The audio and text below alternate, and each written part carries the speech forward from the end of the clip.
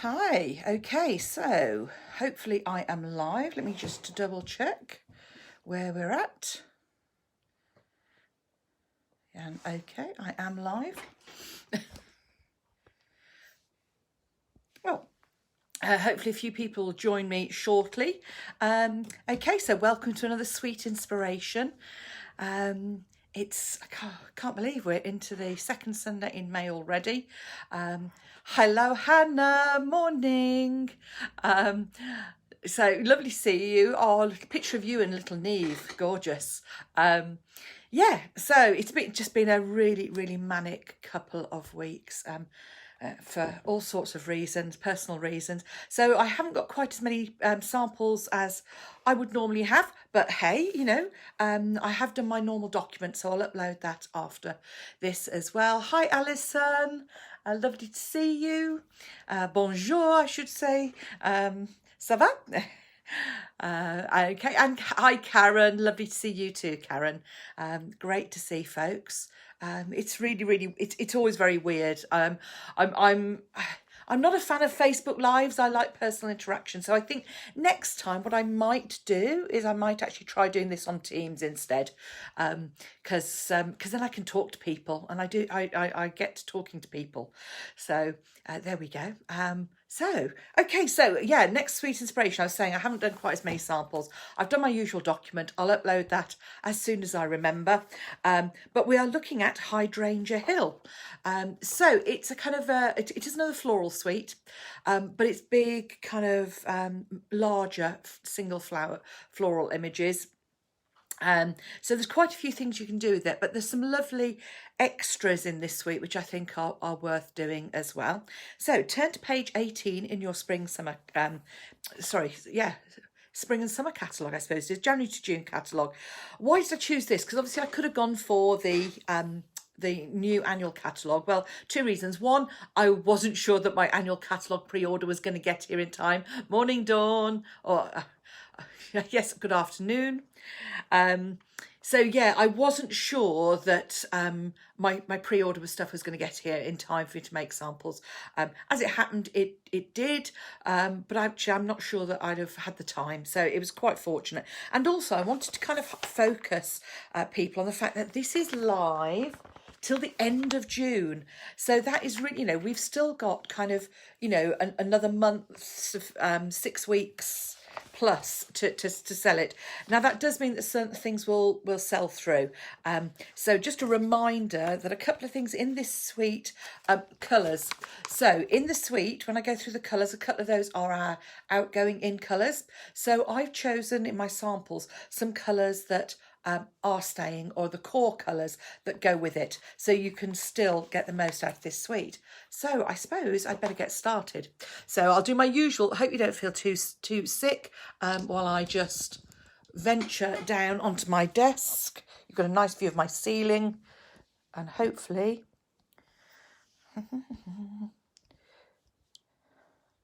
and there we go. We have my desk. A mess. Well, it's not. It's my dining table. I wouldn't get all this stuff on my desk. So this is the suite. So in the catalogue, there are some lovely samples, and there are some super samples about with this as well. So worth having a look. Usual double spread of this, showing the all the different items that are available with it, and then there's some more samples and the detail of the stamp set on the page 19 over the page. So it's I think it's really quite good. So okay, let's get started. I might as well show you what we've got. Okay, so let's go for the DSP first. No, we won't. Yes, we will. DSP. Okay. So here are the colours. Now you'll see that we've got both Seaside Spray and Rococo Rose, which are now retired. Now the downside of this is that obviously I don't think these papers, the card stock is available still. Now we've got the new catalogue. So if you've got the paper, great. If you haven't, there are a couple of alternatives, which I will show you. The papers themselves are 12 by 12. There are some papers in here that I'm going to say I struggle to work with, but I found more challenging than others. So we've got big gorgeous hydrangeas on the one side, and then the usual others on the reverse. So we've got some more muted patterns. This is a big sort of bold pattern, Rococo Rose. This is one of my favourites. Love this all over. I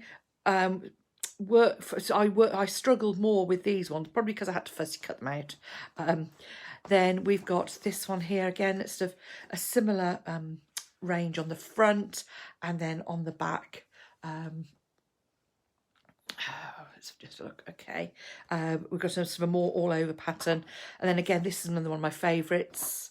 And then some really useful stripes. So great papers there. The only one I probably didn't manage to work with at all was this one here with the dark greens.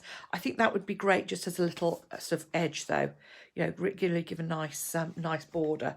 So those are the papers, 12 by 12 papers, 2 sheets of each.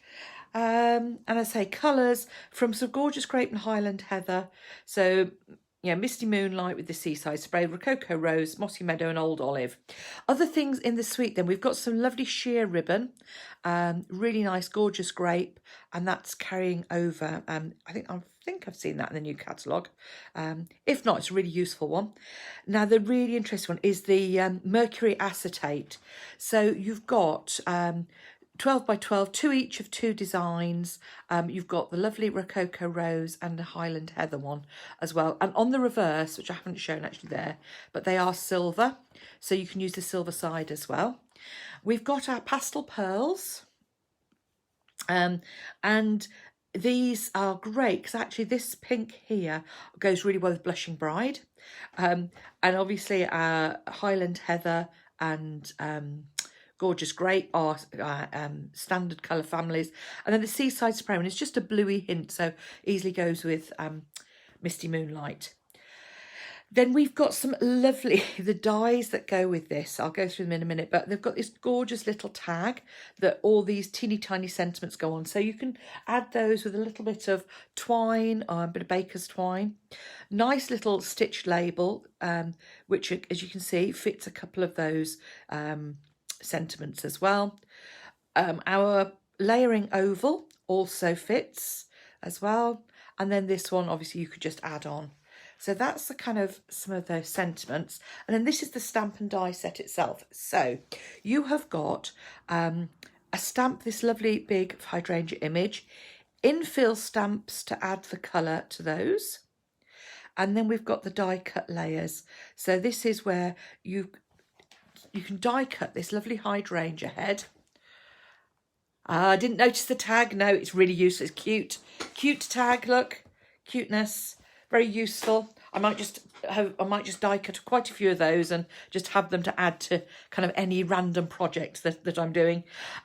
Sorry, so yeah, flower head. And this is one where you push up the details.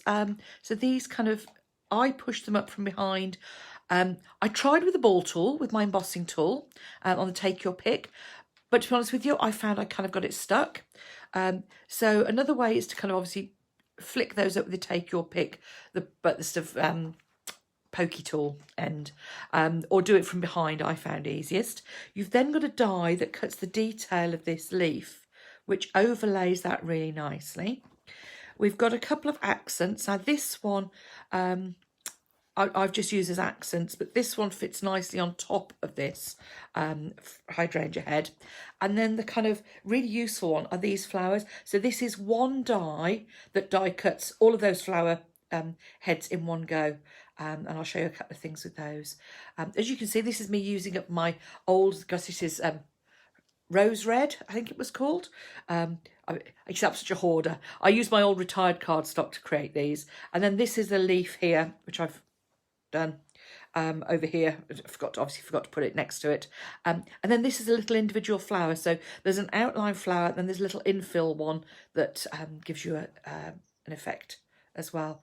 So the big stamp, it doesn't match exactly, but I found once I got over that, that's fine. I'll show you what I mean. It kind of blurs around the edges, which is good because it means you don't have to line it up as much. On the other hand, you've kind of got a flatter bit here, which is what I kind of use to line it up. But it works so well, especially when it's die cut as well. So those are the two kind of sheets I've done on those. This is really good. Things you probably need to point out to people, or that I would like to mention, is the fact that this is bigger than you first think. It is worth looking at, you know, in the catalogue you'll see here, you know, it is a good size stamp, so it makes a really great focal point. And there are some lovely samples about that people have used it with as well. But yeah, it's kind of, the only thing I found was frustrating that I hadn't got as much seaside spray as I wanted. But you can still do lots of things, and colours that go with it. Obviously Misty Moonlight or Night of Navy I found in terms of the seaside spray. And then instead of the Rococo Rose, I actually used Merry Merlot.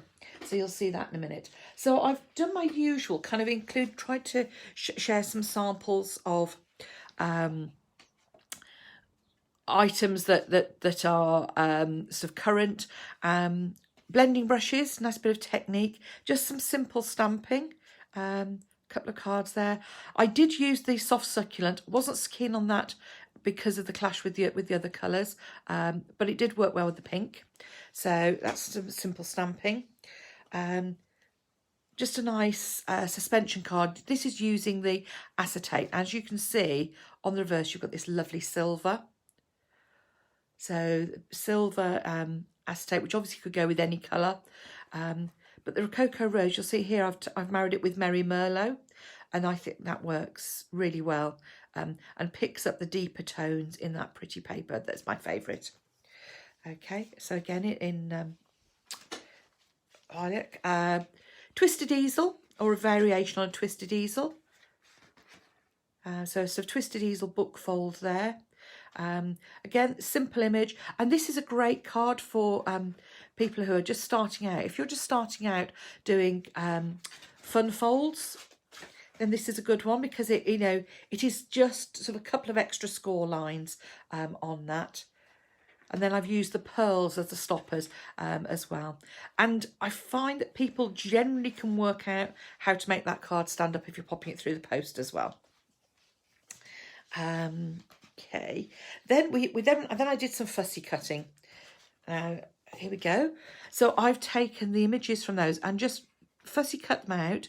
I've used one of our labels and I've turned it over so we're using the silver background on there to tie in with the blues. Then a sample of pearls. And then this is popping it in with our, I think they're called tasteful labels, off the top of my head. So I have used that stamped image, so this one here, using that stamped image to create my background, and then I've used this one here and die cut as a spray to go around. I love the shape of this label. I think it's such a pretty label. Then here we go. So there's a nice use of the heads. And on here, this is with the stamped image to colour in. This is just on solid cardstock. And this is where, I think that one is where I have stamped as well. But just a different tone. So a bit of ombre, a bit of background embossing. See the cute little tags as well. And those die cut leaves just on...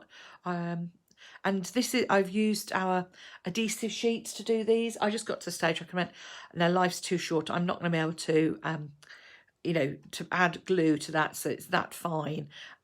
So I just, yeah, adhesive sheets all the way on those ones. Then, of course, another fancy fold. And so this is just a one, I've just used the flowers.